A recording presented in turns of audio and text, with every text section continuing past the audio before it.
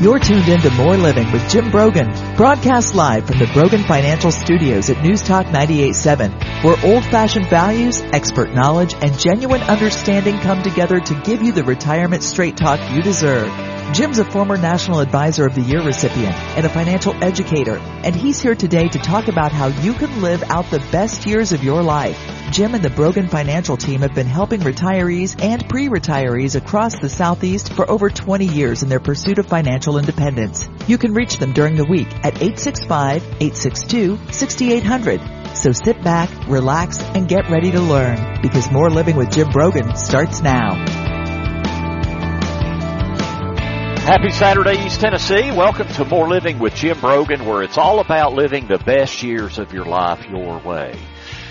You're listening to News Talk 98.7 WOKI.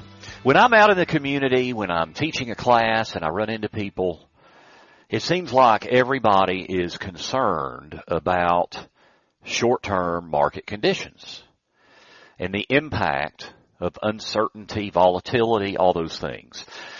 Chief among those concerns, the upcoming presidential election. We've got the geopolitical turmoil overseas with regional conflicts, what might happen with China, what might happen with Israel and Iran. Just a lot of uncertainty. And then we got the Federal Reserve, and we have inflation that nobody feels good about. Everybody feels like inflation is just killing them in terms of their purchasing power. And what's the Fed going to do? Inflation kicked up in March, was just announced. So what's the Fed going to do with interest rates? Are we going to end up in recession? Just a lot of people, as I get about in the community that I talk to, have concerns. Well, I'm going to talk today about 10 overlooked core concepts of creating a secure financial plan for retirement. And the good news is, I think you can still be very successful in this market environment. We know that markets, by their nature, are volatile and unpredictable. But you can create a plan, in my view, that can give you a very, very high likelihood of success regardless of short-term volatility. But there's all kinds of things that have to be addressed. How do you draw income? How do you invest your money to support income? Understanding what I call the volatility tax, which I'll get into today. Minimizing income taxes, health care expenses, estate planning, all of those things. So today we're going to get into 10 of the most overlooked principles of a key financial planning strategy. I'm also a little bit later in the show, I will talk about the Federal Reserve and understanding what their dual mandate is and what does that mean with the new numbers that have come out in just in the last week for the month through March. What does that mean for our wallets? What does that mean for inflation? What does that mean for where interest rates may be going? So let's dive right in. First, for my first two of my 10 overlooked areas in financial planning, I'm going to talk about income. And the first part there is, when you retire, you no longer have earned income. So, you might be drawing Social Security, you might be drawing a pension, you may have rental income from renting, real estate. But whatever it is, if you need more money, you've got to pull income from your savings. So you've now gone from an accumulation or savings phase of life where you've been saving and accumulating money to now you're going to be withdrawing and spending the money. And it puts a completely different set of pressures and stresses on the nest egg.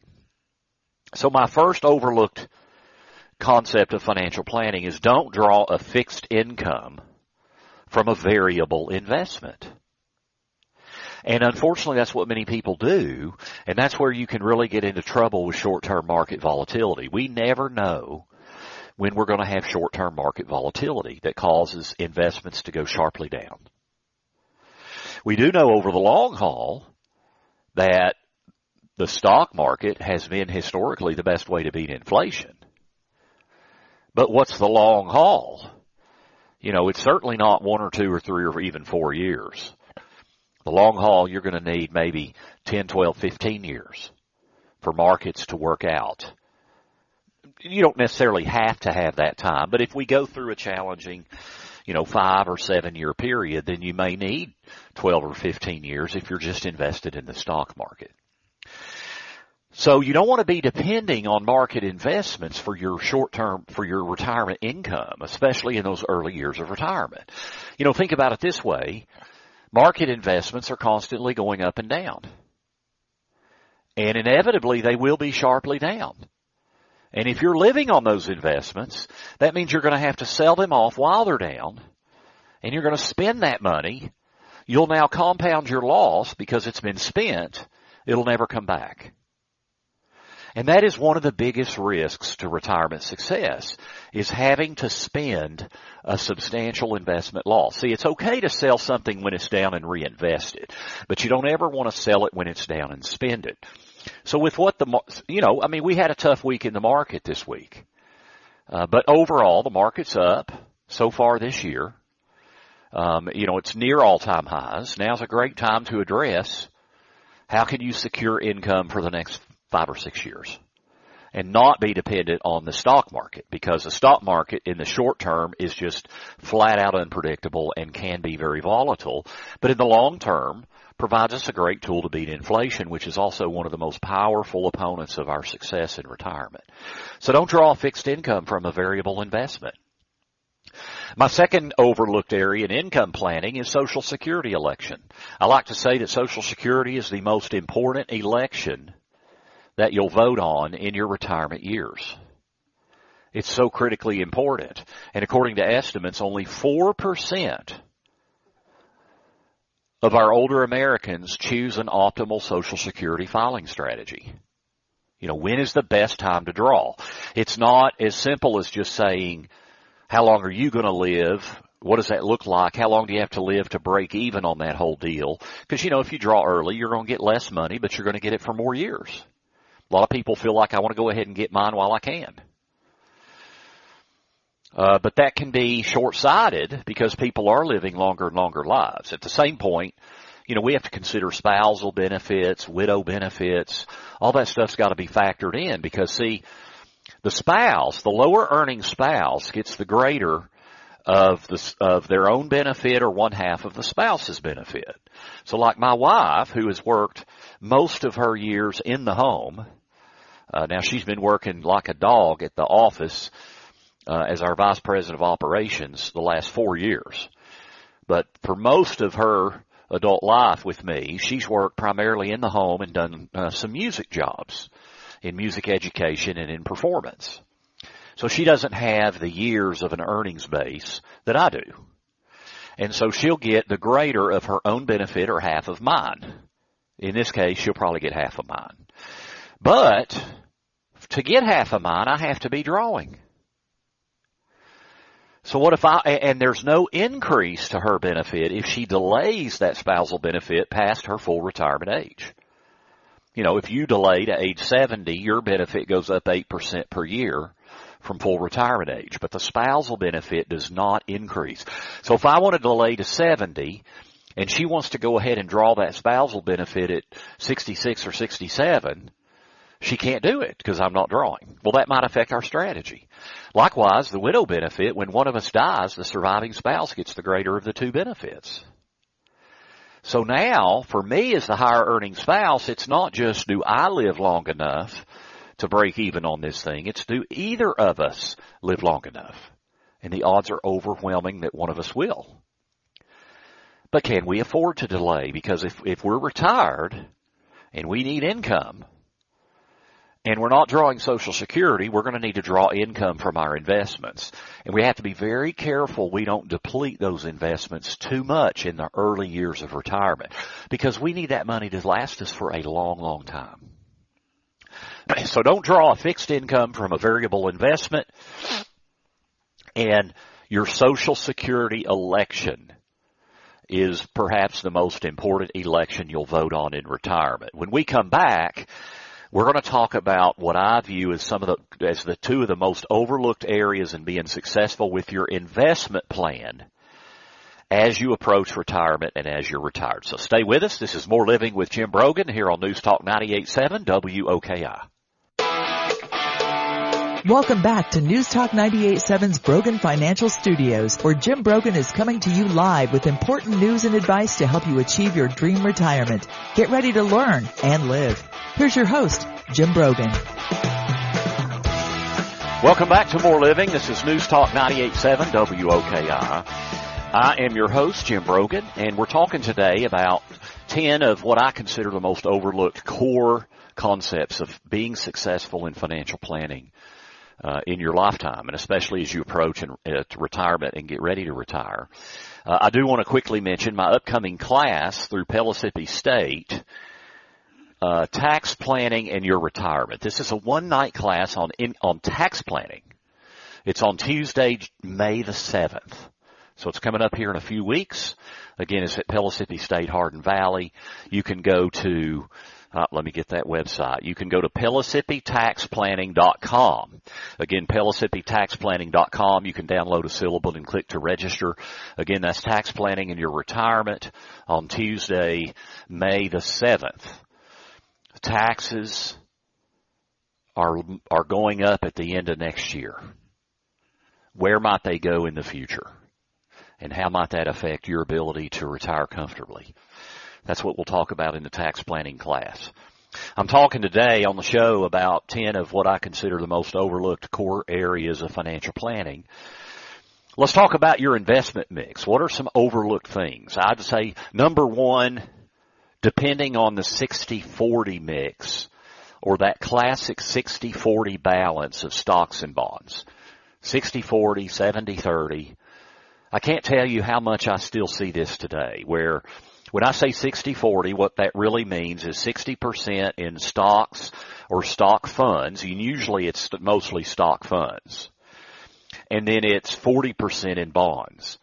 Now, overwhelmingly, when I see something like that, that's 30 to 40% bonds, what it really means is that bond mix is almost entirely, if not entirely, in traditional U.S. bonds. And in a traditional U.S. bond, you know, if I own a bond in Coca-Cola that matures in 10 years, and let's say it's paying, and I don't have those rates in front of me, but let's say it's paying me 5%, okay? And if rates go up, the value of my bond is going to go down. Now, if I hold the Coca-Cola bond till it matures, I'm going to get all my money back. All right, but I've lost purchasing power when interest rates go up.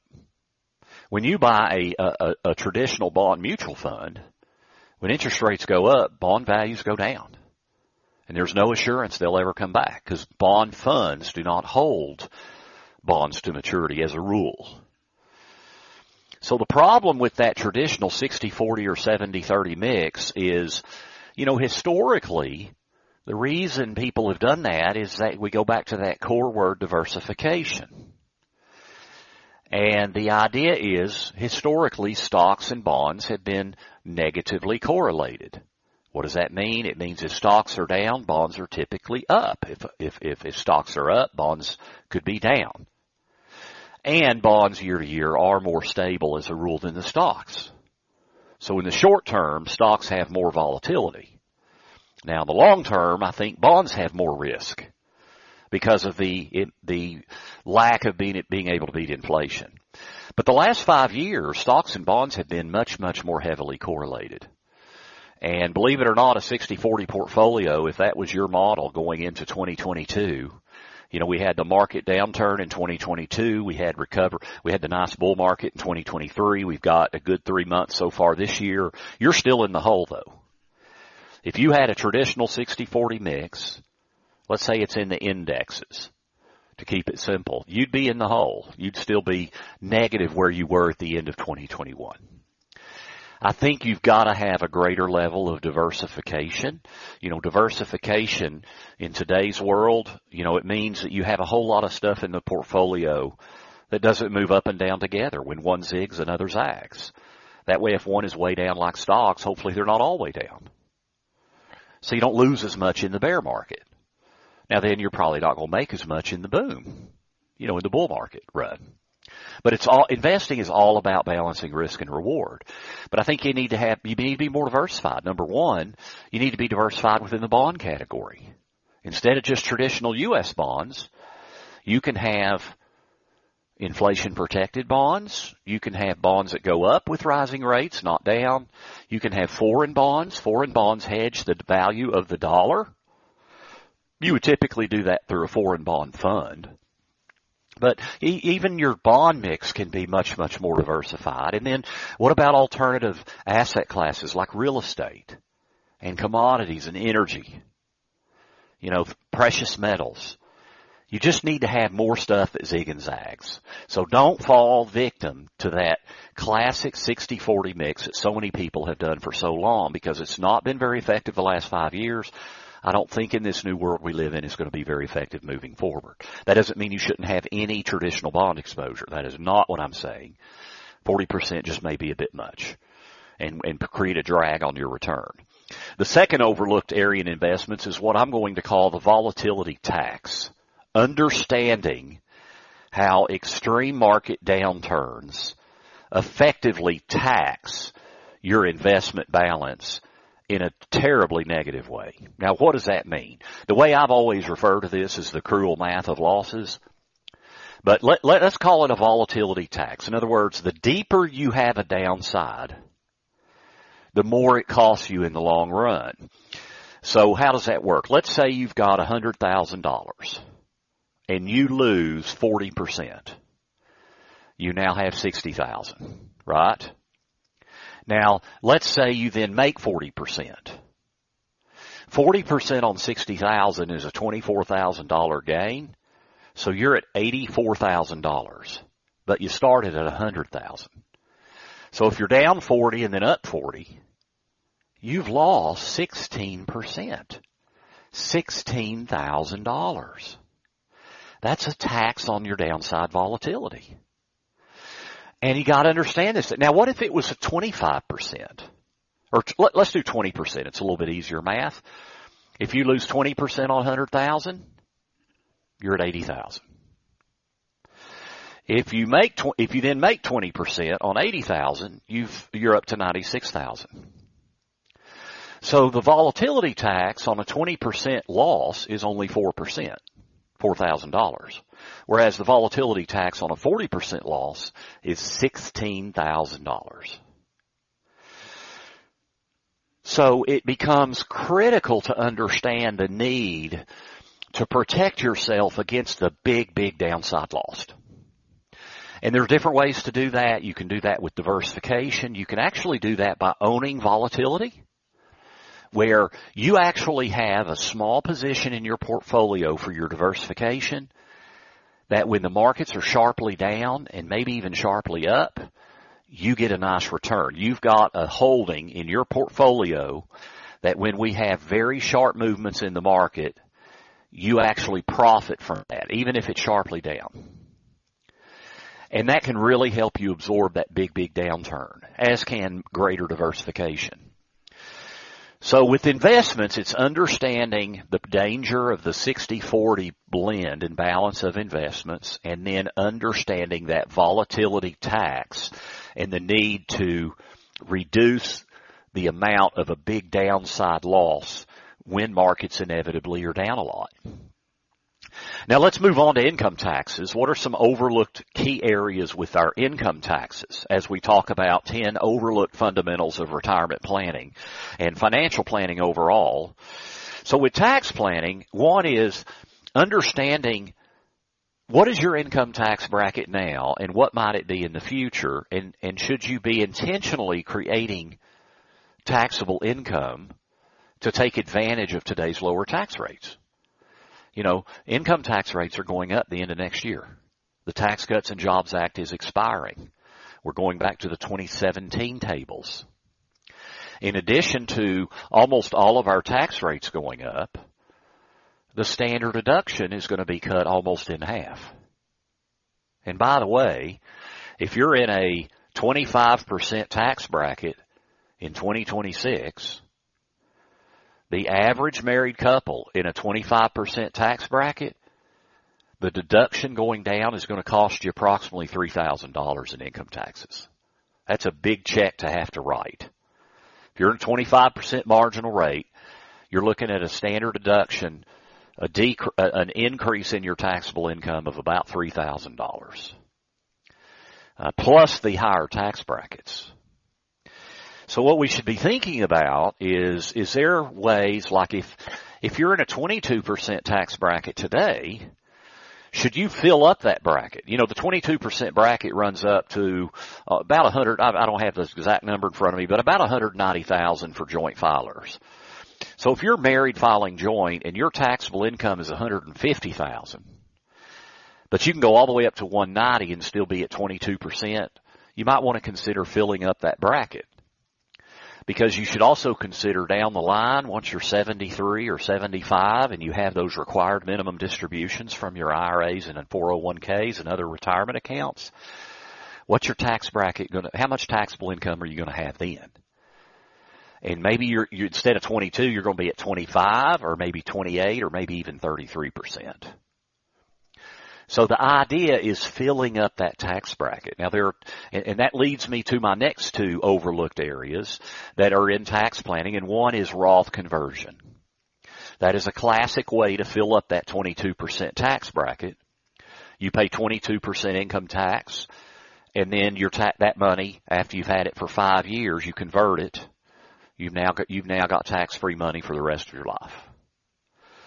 So filling up that lower tax bracket with Roth conversion is an effective strategy for many retirees or soon-to-be retirees. Now, you have to ask yourself, though, can you afford to pay the tax? You know, if you convert $50,000 in a 22% tax bracket, you're going to owe $11,000 in income taxes. Well, can you afford to pay the $11,000? Where's that tax money going to come from? And can you afford that at this stage of your life? Because remember, realizing big reductions in your investment base in the early years of retirement can be devastating. So not everybody can afford Roth conversion, but it's most certainly worth considering. And then the other tax planning tip that's so overlooked, almost everybody overlooks this: harvesting capital gains. What a tremendous opportunity we have in our Internal Revenue Code that's been written by Congress. Our Congress, over the years, with our Internal Revenue Code, has incentivized investment. And long-term capital gains, almost across the board, are taxed at a preferential tax rate to ordinary income. Well, many people in the early years of retirement, when you don't have any earned income and you're not drawing your required minimum distribution yet from your IRAs, many people can keep their taxable income very low. So if you're a married couple filing jointly, your taxable income, you can go all the way up to almost $95,000 after the deduction, which is almost $30,000. So you're talking about almost $120,000 of income. And any portion of that income that is a long-term capital gain is taxed at 0%. Zero. You can sell a stock, buy it right back, and pay no tax on the gain and reset your tax basis moving forward. You can do the same thing with a mutual fund or an ETF. You can do it with a piece of real estate. Everybody talks about loss harvesting. Hey, a mutual fund, it's down in value. You can sell it and buy something else, but it cannot be a substantially similar investment, but you can take the loss to help offset gains on other parts of your portfolio. And that's very valuable planning. But nobody talks about the ability of and the advantage of recognizing long-term capital gains. And that could be in a 0% bracket. That could be in a 15% bracket. Heck, I have one client, we had been intentionally realizing long-term capital gains and filling up in a tax bracket at 18.8%. Because of his unique financial situation with taxation and the way he's got some individual stocks that have exploded in value over the last 5 to 7 years. It just is, it's tremendous planning opportunities that very, very few people talk about. Now, I am going to talk about capital gain harvesting and all three of these topics in my upcoming tax class. It's tax planning in your retirement. It is at Pellissippi State, Hardin Valley. It is a one-night class, 2 hours, on May the 7th. Tuesday night, May the 7th at 6:30.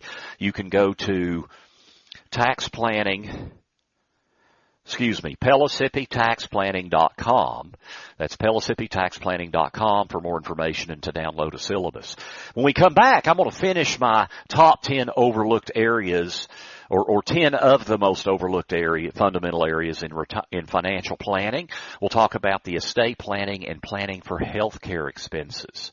So stay with us. This is More Living here on News Talk 98.7 WOKI. Welcome back to News Talk 98.7's Brogan Financial Studios, where Jim Brogan is coming to you live with important news and advice to help you achieve your dream retirement. Get ready to learn and live. Here's your host, Jim Brogan. Welcome back. This is More Living with Jim Brogan, where it's all about living the best years of your life your way.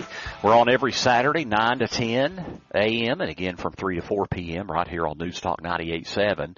You can also podcast us. You can go to Apple Podcast or Spotify. You can also go to my website. Go to broganfinancial.com, click on radio. Today's show, 10 of the most overlooked fundamental areas in financial planning. It'll be posted Tuesday afternoon. You'll be able to podcast it Tuesday afternoon, either at my site or at Apple Podcast or Spotify. But you can catch all of our shows. So do check it out. Also, I've got the tax planning class at Pellissippi State on May the 7th. Now, I've talked about 7 of the 10, what I consider maybe the most overlooked areas in financial planning, especially as you get close to retirement and retire. I'm going to cover the last 3 in this segment. Now, one of them deals with your legal documents, your retirement, your legal documents, things like your will, do you have a trust, do you need a trust, powers of attorney, those kind of things. Now, that is an estate plan. I don't love that because when people say estate planning, most people think, well, that's for people with that have taxable estates, which as of right now is well over $13 million. It is getting cut mostly in half at the end of next year, but it's a bigger number. But tax planning is, if you think of a pyramid of your estate planning and legal documents, in a pyramid, the very, very tip top is tax planning. Everything under that, the foundation, it's about taking care of you while you're alive. It's about taking care of your loved ones when you're gone. It's taking care of your stuff, making sure you don't create problems for your kids or grandkids or whomever. So with legal documents, the biggest mistake that I see is not updating them enough. How long's it been since you looked at your will or had it updated? My rule of thumb is every 5 years. You should get out your will, read it, check with your attorney, and see if it needs to be updated. Attorneys, as a rule, that do estate planning, they don't proactively, as a rule, reach out and let you know, hey, there's been a law change, you might want to update your will. Because they're just so busy and working for people that have asked them, do this for me, do that for me. So they're not proactively reaching out. Some do. I'm not saying all of them, because some do. But I like to say 5 years, or if you have a major life event in your family. What is a major life event? That would be a birth or a death, and it would be a marriage or a divorce. You need to get out your legal documents and be looking at that. Does anything need to be changed? And then there can be law changes. Like as an example, in the last 5 years, if your will is over 5 years old, or if you have a trust, the Secure Act and Secure Act 2.0 have been passed just in the last 4.5 years. And it fundamentally changes how retirement accounts get inherited by your kids and your heirs. Doesn't mean you need an update. But depending on the planning you've done and how you've allocated your retirement accounts with your beneficiary designations, you may need an update. So that's just one example of not staying on top of regular legal changes. So get those documents updated at least every 5 years, or at least check with your attorney and read through your documents. Now, to be clear, I'm not an attorney. And I know attorneys say, hey, every 3 or 4 years, or even 2 or 3 years, you ought to be looking at it. I think 5 is probably a good rule of thumb, unless you have that major life event. The second area with estate planning is handling your retirement accounts. Handling retirement accounts, in my view, is the single most overlooked area in estate planning today. And you know what? It has been for 20 years. Your retirement accounts, now everything that you own except for Roth, because Roth is tax-free to your heirs. But everything else, IRAs, 401ks, 403bs, tax-sheltered annuities, 401as, TSP, that whole alphabet soup, you've not paid the income tax on most, if not all, of that money. And if you don't pay the income tax and you die and there's a pot there in the retirement account, who's going to pay the income tax? Well, it's going to be your heirs.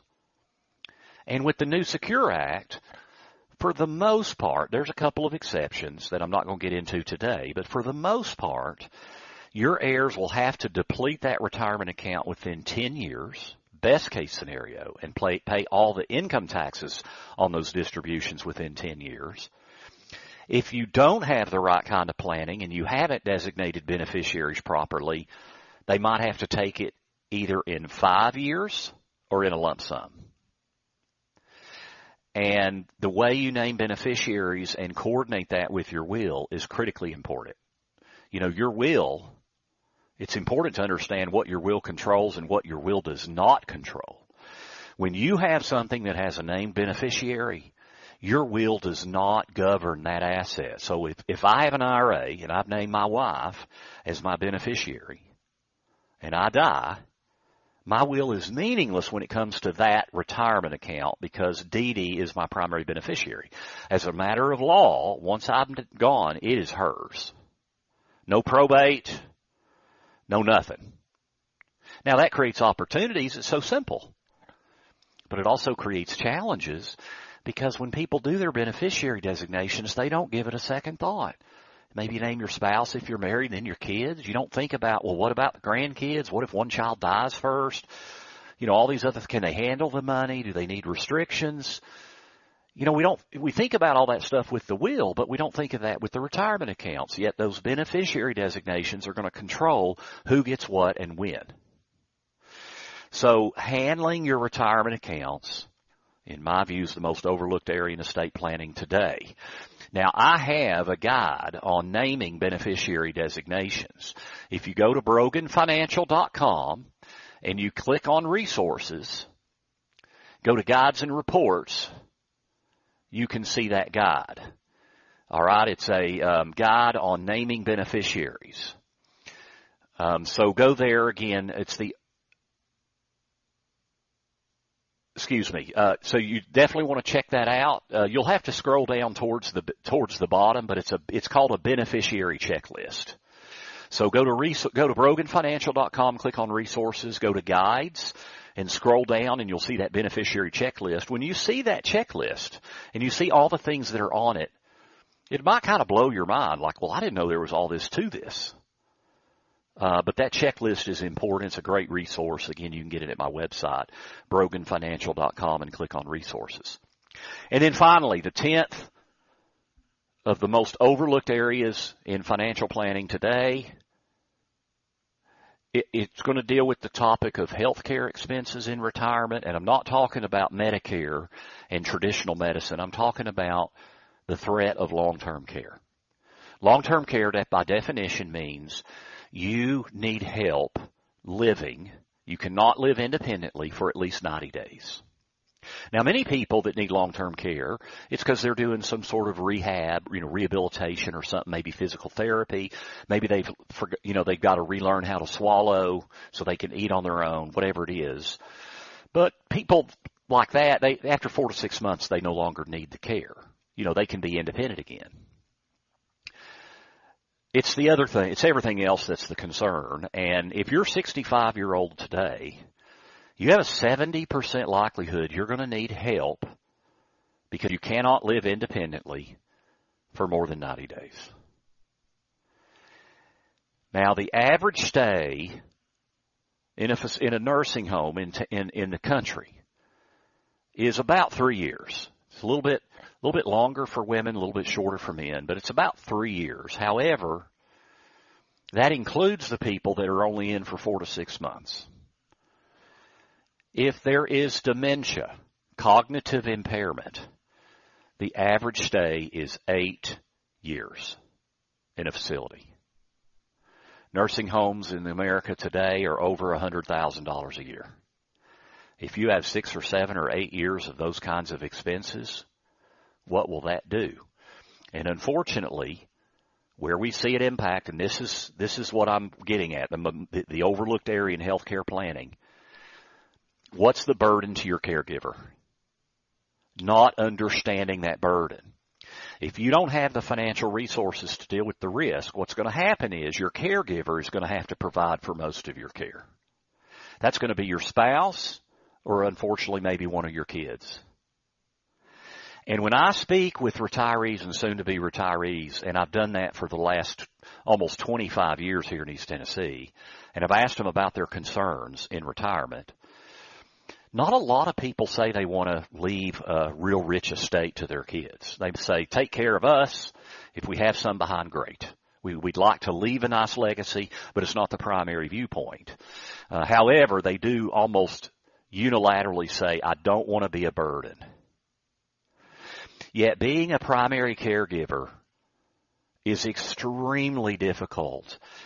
Believe it or not, when a spouse needs care and the healthy spouse has to be a caregiver at home, more often than not, the healthy spouse dies first because of the emotional and the physical toil it has or that it bears. So understanding the impact on the caregiver and making sure that your family has resources, whether that be that you can self-pay it out of your income and assets. I got many clients that can do that. Or maybe you need some sort of plan to where, and ultimately in insurance, what you want to do is set aside a little bit of money and then know that it can grow to a large pot of money. You can leverage that small amount of money into a large pot of money if you need long-term care. And if you don't need long-term care, your heirs will still get the money back. So we've talked about 10 often overlooked fundamental areas of financial planning. I've hit various areas in how you draw income in retirement. I've talked about the investment mix. I've talked about income taxes. I've talked about legal documents and retirement account beneficiaries and wills. And I've talked about health care. For more information, go to my website at broganfinancial.com. You can click on resources, go to guides, and you can scroll down and get that beneficiary checklist. It is a complimentary download. Now, when we come back from our final break, it's going to be a somewhat short segment, but I'm going to talk about what's going on with the Federal Reserve. Make sure you understand what is it they're supposed to actually do, and what are the economic data that's come out in the last week or two. How might this impact you moving forward with inflation, interest rates, and potential recession? So stay with us. This is More Living with Jim Brogan, only on News Talk 98.7 WOKI. Welcome back to News Talk 98.7's Brogan Financial Studios, where Jim Brogan is coming to you live with important news and advice to help you achieve your dream retirement. Get ready to learn and live. Here's your host, Jim Brogan. And it's a beautiful Saturday, shaping up to be a beautiful weekend. Get outside, be active. I'm certainly going to enjoy the Masters as well, which will be on TV, but I'm going to also make sure that I get outside and be active. You're listening to More Living. We're on News Talk 98.7 WOKI. You can catch us every Saturday, 9 to 10 a.m., and again, 3 to 4 p.m.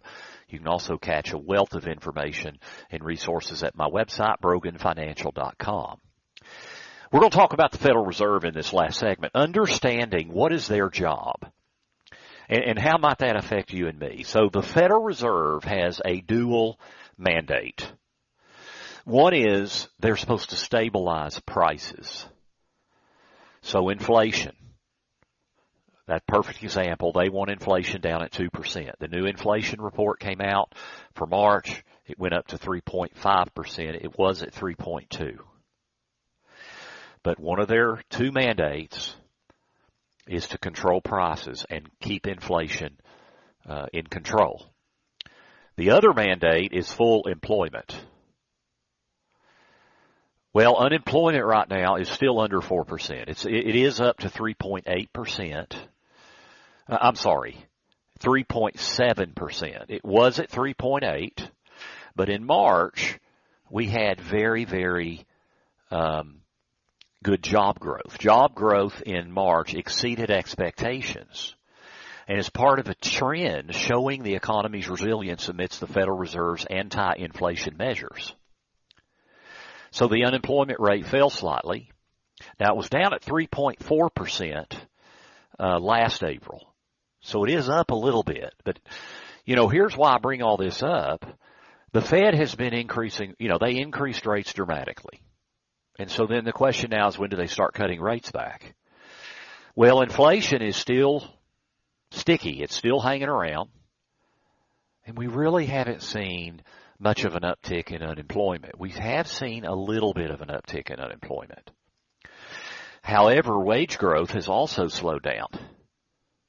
Despite all the substantial job additions, wage growth decelerated to a 4.1% annual increase in March. It was 4.3% in February. So we're seeing a lot of strong job creation. We are seeing just a little bit higher unemployment, which is something to definitely watch. We're seeing a slowdown in wage growth, wage inflation. But we're also seeing, as I said, strong jobs growth, and we're seeing sticky inflation. What does this mean?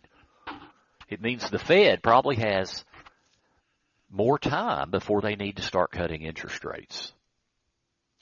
I think the single biggest danger, the single biggest issue in this current economy, now barring something unforeseen that we don't know about, but I think it's inflation.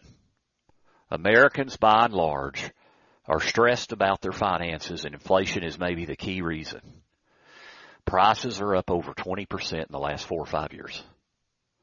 And we feel it every day. And the amount of money people expect they're going to need to retire, believe it or not, since the pandemic has gone up 53%. It's unbelievable. In other words, in a poll of people, how much money do you think you'll need to retire? The answer today is 53% higher than the answer was just 4.5 years ago, right when the pandemic was starting. So the Fed has got to keep inflation going down. It's not going down until there's a noticeable uptick, until unemployment gets over 4%, which it may, but until it gets over 4%, I don't know that I see the Fed cutting rates maybe once. There's still, economists think the market is priced that there's a little over a 50% chance the Fed will cut rates in June. I don't see that personally. I may be wrong, certainly, but the market has constantly been wrong in thinking the Fed would either raise rates slower or cut rates faster than what the Fed has actually done. So the Fed, in looking at what's going on, they know, I think they'll see that they can keep rates higher for longer to fight inflation because there's not a significant impact on unemployment, which is their second mandate. So that's how the Fed balances all this. It's critical to understand that. What's even more critical is to have a financial plan that can deal with the short-term effects of market volatility, but the long-term effects of inflation. Today we've discussed your wealth, because greater wealth provides for more living so you can live the best years of your life your way. Check us out online, broganfinancial.com. We have a wealth of information and resources for you. Thank you to Jennifer for engineering the show today. Thank you to Jill for helping produce the show. All the people over there at WOKI and Jill in my office have just been such blessings at helping us manage this radio show for almost 20 years. Thank you for tuning in. This is More Living with Jim Brogan on News Talk 98.7 WOKI. The views expressed by Jim Brogan and his guests are not that of Cumulus Media. Any discussion of financial, legal, and tax planning strategies is not intended to be individualized advice and is general in nature. Always consult with your advisor for advice specific to your needs. This program's content does not represent a recommendation of any particular security, strategy, or investment by Jim Brogan or Brogan Financial Incorporated.